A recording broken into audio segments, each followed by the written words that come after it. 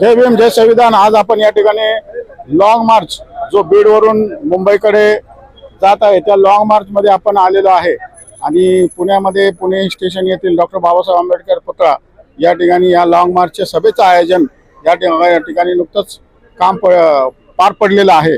आपल्या बरोबर विष्णूजी आहे, विष्णूजी काकडे आपल्या सोबत आहेत।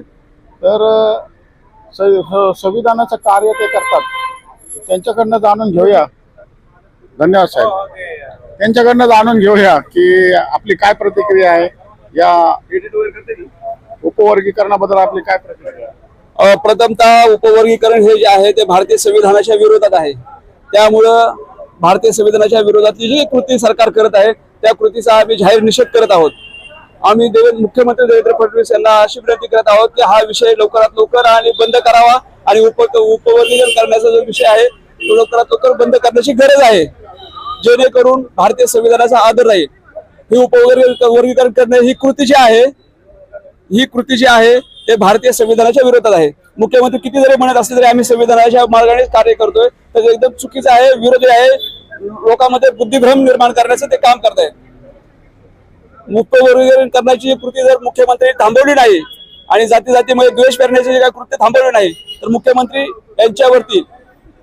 यांच्यावरती अॅट्रॉसिटी ऍक्ट नुसार गुन्हा दाखल करण्याची गरज आहे, जेणेकरून ते जाती जातीमध्ये द्वेष करण्याचं काम करणार नाहीत आणि मुख्यमंत्र्यांच्या आमदारकी त्वरित हायकोर्टाने रद्द करण्याचे आदेश द्यावेत।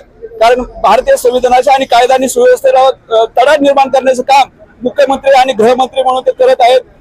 आम्ही हायकोर्टाला विनंती करत आहोत की मुख्यमंत्र्यांनी जर हे आंदोलन मुंबईमध्ये 26 तारखेला येत आहे, 26 तारखेला जर त्यांनी माघार घेतली नाही आणि उपवर्गीकरण करण्याचा मुद्दा जर माघार घेतला नाही तर हायकोर्टाने त्यांच्यावरती अॅट्रॉसिटी ऍक्ट नुसार गुन्हा दाखल करण्याचा आम्ही हायकोर्टाला विनंती करत आहोत। या ठिकाणी एवढंच बोलतो, थांबतो। जय भीम, जय बुद्ध, जय भारत। हायकोर्टाला विनंती करण्यापेक्षा आपल्याला करावं लागेल, आपण कोणाला तरी करावं लागेल आपल्याला। आपण हायकोर्ट ते अॅट्रॉसिटी ऍक्ट नुसार गुन्हा दाखल करणार आहोत। धन्यवाद। जय भीम। जय भीम।